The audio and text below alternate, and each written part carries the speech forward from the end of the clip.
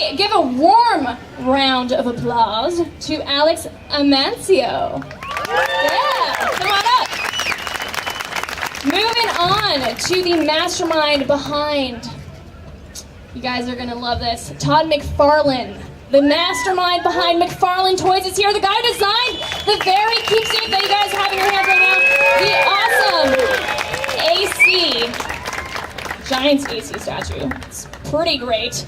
And now we have the guys from Machinima. Come on up, guys. We're gonna introduce. Here we have Adam Kovic and Bruce Green. Woo! All right, guys. How are we all doing tonight? Pretty good. Good. Cool. Hey, yeah. Hey, woo.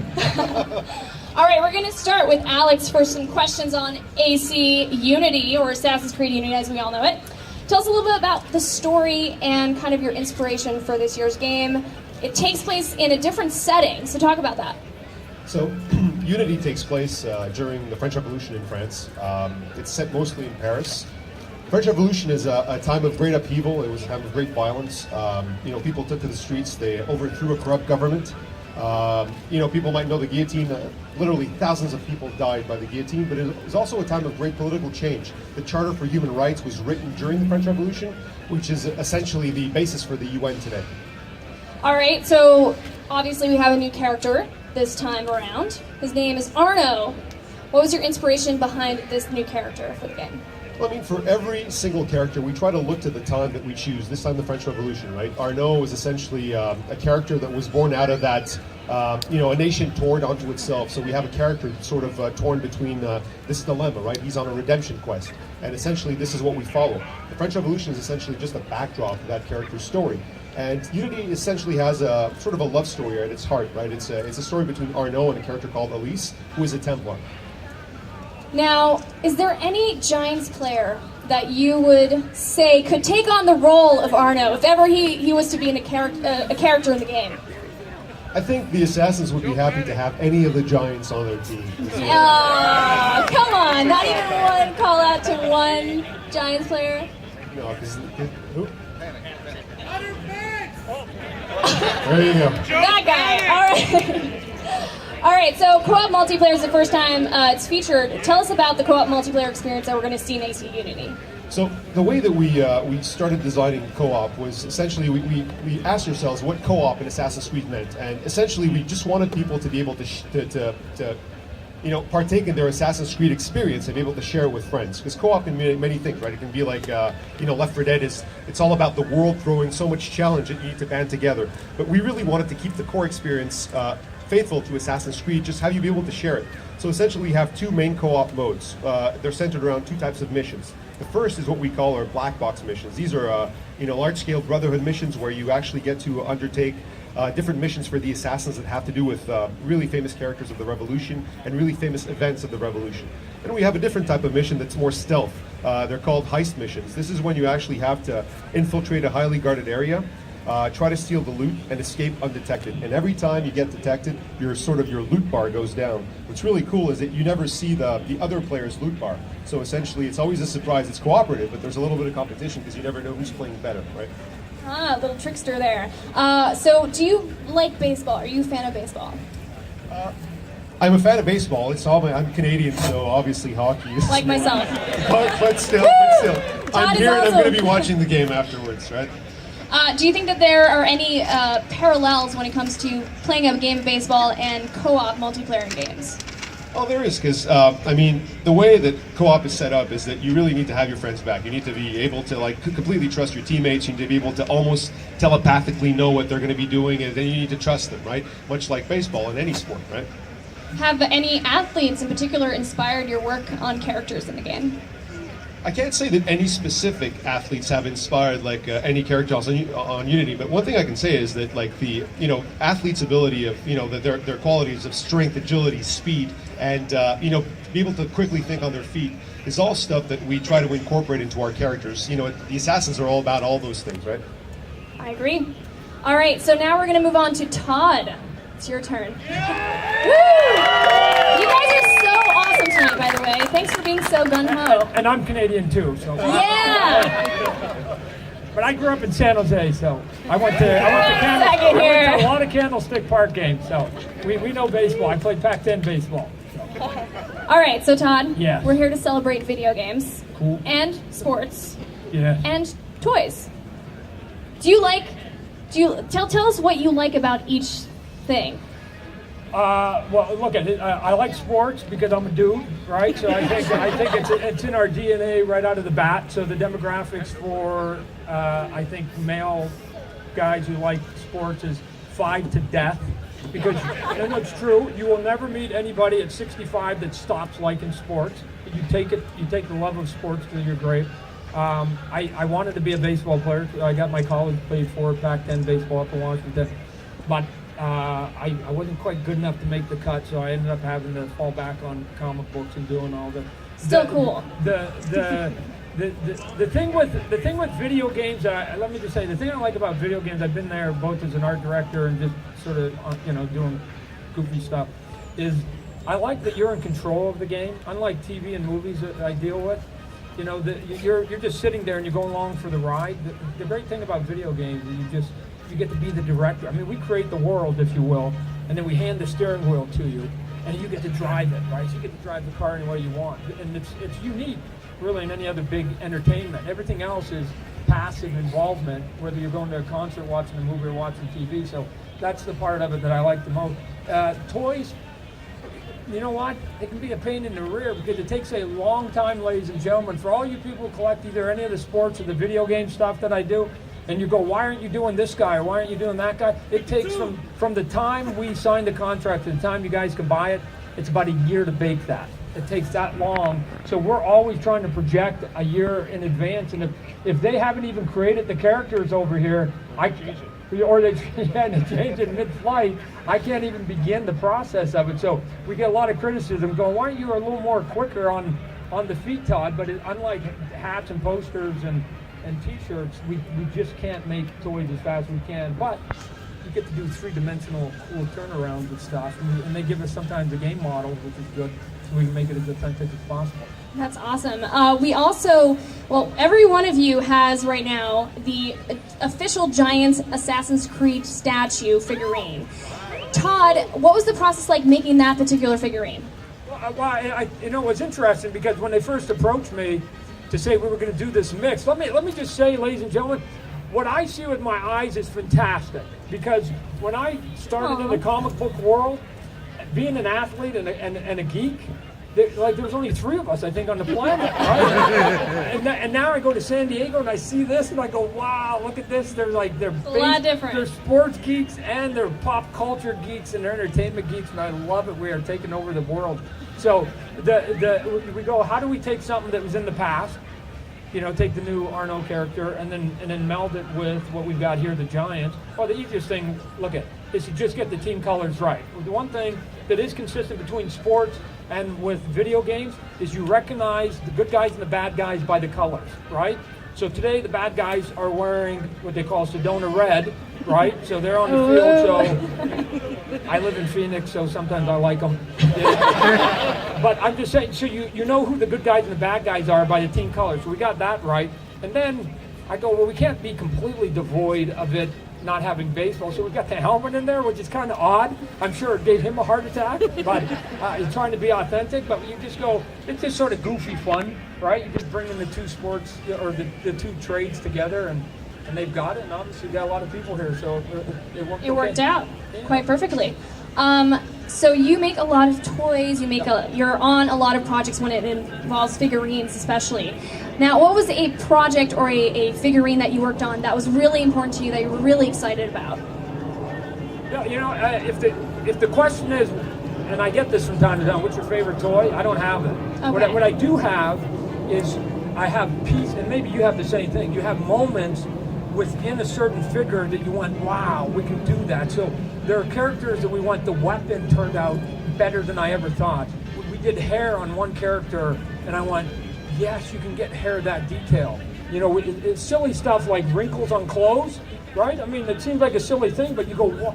Those look like real wrinkles instead of like what I call fat worms going on it or something like that. And then sometimes, again, realism. Just the physical. And I remember one time we did a likeness of a celebrity, and we actually nailed it. And you go, so it's all doable, right? Yeah. What gets frustrating is just trying to replicate it over and over, and you wish you could just always come up with your A game all the time, right? But if that was true, the Giants would win 162 games, and we can't either. So, right. So you love baseball. Oh, we love. What are you? I am still waiting for the scout to sign me, ladies and gentlemen. Oh my gosh, you heard it here first. Oh. So where did that come from? I mean, you were just talking about how you started at a young age just loving sports or loving a certain sport, and for you it was baseball. Yeah. So talk about where that started. How did that progress? This is easy. I got a brother a year younger, a brother a year older. They used to give you 90 days off at the summertime, right? My mom is now mentally not very well, right? So the three boys used to drive her crazy every summer, and one day Dad came home and he said, Todd, I've just signed you and your two brothers up, and you guys are playing Little League this year. I got to get you out of the house, and Mom's going to go crazy. And that was down in San Jose. My first year, if you guys know baseball, I was 12 years old. I was so bad at 12 that I couldn't even make the majors. I was the only 12-year-old that never made the majors. My 11-year-old brother was in the majors. I was in the minors. At 13, I started hitting the ball a little bit, and 5 years later, I'm playing on scholarship at Pac-10 baseball level. So I just became a fanatic and just I'm going to figure this sport out. Look, I can't play basketball, I'm not tall enough. I'm not going to play football, I'm not wide enough. So back then, not anymore today, but back then, the average person could play baseball as long as you had the goods. I was left-handed. I'm going to throw out the first pitch. You're going to see it. I'm going to throw a strike. And I could run. The legs can go, right? I actually still play in the 35 and over league. Wow. And I'm missing a playoff game tonight to be here, ladies and gentlemen. Yeah. My coach doesn't know I'm here. I told him I'm on business. So you're on a mission. All right. So how this might come, as a different question, but do Giants fans are they at all like the video game community in certain aspects? Can you maybe describe that? Yes. And yes. This is easy. Look, this is easy because they want to beat the bad guys every day, right? It's about beating the bad guys. It's about beating the bad guys. And the bad guys is whoever when you're playing the video game, everybody's the bad guy. You're gonna level up, you're gonna be the winner. I got a 15-year-old boy. Every day he's either in the batting cage wanting to beat whoever we're playing, or he's in that theater trying to beat whoever he's got the headset phone on with. So to me, it's competition, right? When you're playing video games, it's a love of competition for sure. What are you talking about? You pick your favorite, and then everybody else you're out to destroy, right? Go Giants! All right, so do you have any advice for artists out there, whether it be in the gaming industry or in any industry for that matter, that you would give just from your experience in your career? You know what? Here's what I would say. When I broke into comic books, the tough thing about comic books is you have to be everybody. You have to be able to be the storyteller, the environment guy. You have to be able to do the character and story. The great thing now about art, especially in Hollywood and video games, is that there are components of it that you have people, ladies and gentlemen, if you can do any one of these, you have a love for any one of these, you can be an artist for a long time. If you can create costumes, you're in. If you can create bodies, you're in. If you can do weapons, that's a division. If you can animate, you can't draw and you can't create, but you can animate, you're in. If you can do music, you're in. If you can spell cast, right? If I'm telling you, there's a whole division of guys who all they do, they can't draw a stick man, but they can throw flames and they can do crazy stuff. So where I used to have to do all that in comic book, there are now 20 divisions in the video game world or in Hollywood. Look at the end of a movie, do yourself a favor, sit and watch how many different categories there are at the end and how many different people you need to make Steven Spielberg look good on every one of his movies. It takes a lot of people. So don't worry if you're not a master at all of them. Just be good at one of them because you can win an Academy Award for doing the best sound in a movie just as much. And that trophy looked exactly like what they give Brad Pitt. It's the exact same trophy. Well, that's good advice, Todd. Thank you so much. Sure. We're going to now move it on to the Machinima guys. Hi. Hello. You guys are going to have to share a mic. I'm so sorry about that. No, it's fine. Thanks for letting us go after actual talented people. Aww. It's like two people who create things, entertainment that you all love, and then these jack-offs. Well, you guys love video games. You guys are passionate about video games. You guys are almost experts at video games, you could say. Right? right? We play a lot of video games, and therefore we have jobs. There you go. So what do you think makes this is a general question, and I don't know if you guys can answer this. Answer it to the best of your ability. The Bay Area, is it it's a flourishing video game development industry. I mean, it's huge in the tech industry. Talk about why the Bay Area is that way. Like, what makes it that? Well, yeah, sure. I mean, some of the top studios are here, Ubisoft included. I mean, Ubisoft's everywhere, but they got their fingers in everything. I think San Francisco has been, ever since, with Silicon Valley, technology is huge here. And video games, I believe, have been ahead of the curve in entertainment for many years. Way more than movies and other forms of media. And San Francisco is a perfect breeding ground for that. And I think it's just a place for hungry people to come and a lot of talented people. You're all very nice. Thank you for having us. You're very passionate people too. I like that. See that guy? He didn't have to do that, but he did it. We were just here last night actually for a game, and we're from LA, and I've been to a few Dodger games. No. Look. Imagine having a child. You love it, but it's really disappointing. Those are my Dodgers. And you're like, why? What's wrong? Why can't you run a little faster? Well, I still love you. It was amazing seeing people so passionate about a sport like this. And being from LA, like, we don't really have that. And feeling that energy was like, made me a little sad. But also I was like, you guys got a cool thing here. And like that's pretty freaking awesome. So I think that sort of kind of national, it feels like national pride for a very small part of California, but that right there, I think, goes into a lot of what I've seen in like a lot of the video game companies out here. I totally agree. Do you have anything to say? I was just really happy to see the Giants crush the D-backs last night. That was really happy. Because that doesn't happen very often in Los Angeles, so thank you again, guys. We appreciate that. All right, now can you guys talk, Todd was just talking about how the community has grown so much in the gaming industry. Can you maybe explain that in your own words, how that's happened over, starting in the 80s until now? Yeah. Like how that happened? So, I mean, at this point, like Todd was saying, if this was 20 years ago, 30 years ago, this would have been totally different. Maybe 5 people, and they probably would have never done this event at all. And this is one of these things that we see every single day. We'll be walking down the street and somebody will be like, "Hey, you're on Machinima," and I'm always like, I'm surprised because I'm like, "Why did you really watch that video? You love video games that much that you watched that video?" And it blows my mind. We were just at PAX, we were at Comic-Con, we were at all these events, and it's one of those things that every time I go to those events, you get the same energy, you get that same passion that everybody loves the same thing that you do. And it bonds people together, and the more people we get into this community, the better it becomes. Yep. And let's, it's one of those things that let's not be whiners about video games. Let's just love video games. Let's have fun with video games, because that's what they're for. That's what they're for. Video games are for loving and for being, just enjoying thoroughly. I wanted to talk to you about the Bay Area. I'm sure you were talking about how beautiful it is to be here. Do you know, to your knowledge, are there any games that have been inspired by the Bay Area? Can you think of any games that have... If someone was inspired by the Zodiac Killer, perhaps... but I know Driver, San Francisco, for sure. That's actually a Ubisoft title. That is true. That's definitely there. Speaking of Ubisoft. I am looking forward to a Gold Rush Assassin's Creed. I mean, ever since Red Dead, I've been wanting another Western. I was just about to say that. And that would be a great game. You heard it here first. They're going to make it. Don't let them take your idea. Well, here, like at this point, we're getting Assassin's Creed, sometimes 2 Assassin's Creeds a year.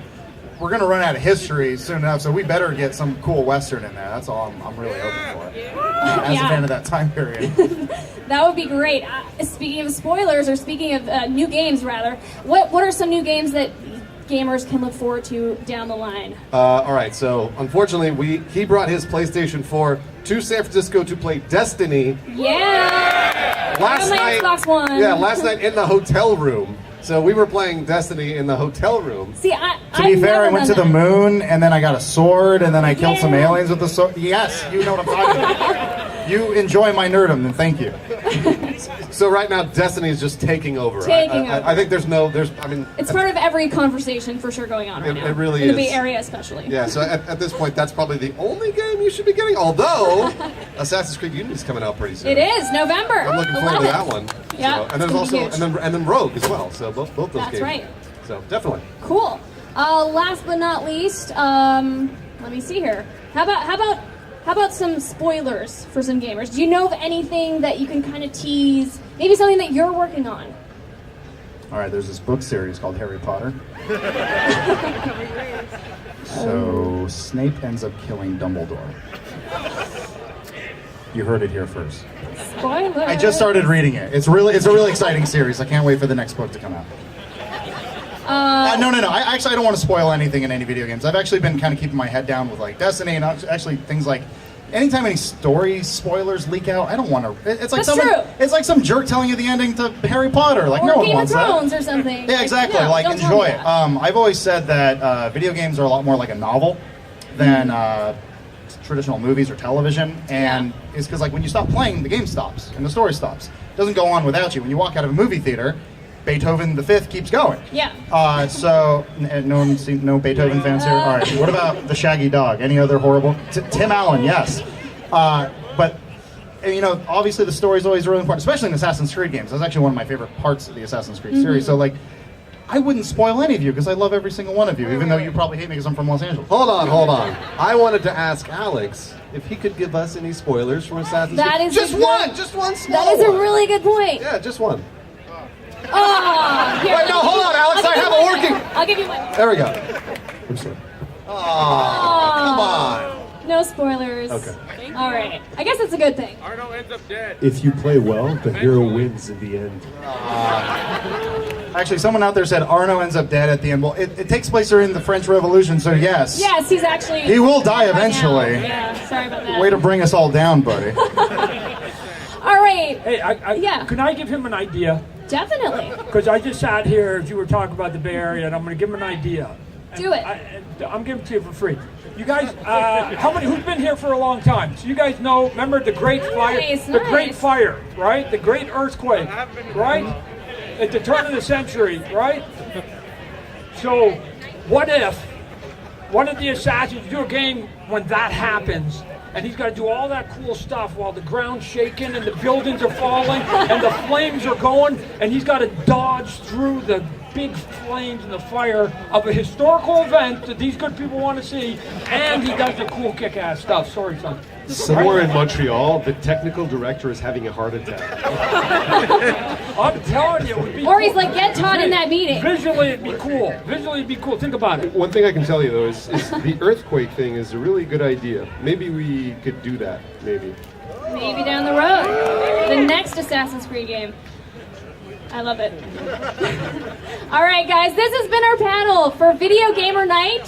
Thank you so much for coming. Give a big round of applause to our panelists who are all in transit, going some other place. You guys going back to LA. This guy's going back to Montreal, correct? Todd, you're staying in this area? I'm from Phoenix. Oh, you're from Phoenix. I'm from Phoenix. So you're flying back. I'll So be they're flying on back to transit. that, right. So I think they're going to make an announcement for some of you guys. All you guys are welcome. But I'm going to go up there. They said they've got a place they're going to announce, or I'm going to go sign. If any of you guys want your Well, toys there you signed. go. Thanks for making the announcement. You heard it here. You can come.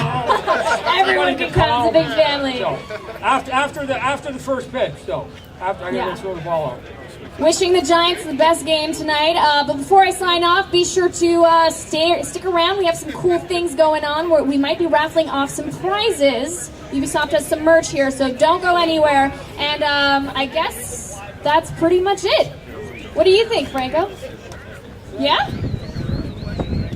Yeah, how about, if we still have some time, I would love to get some questions from the audience. Is anyone interested in coming up to ask our panelists some questions? And I'll answer the first one that's on all your mind. Yes, I'm old enough to know that when McCovey was a human, not a cove. That's how old I am. All right, so I would ask that everybody please take a line starting here.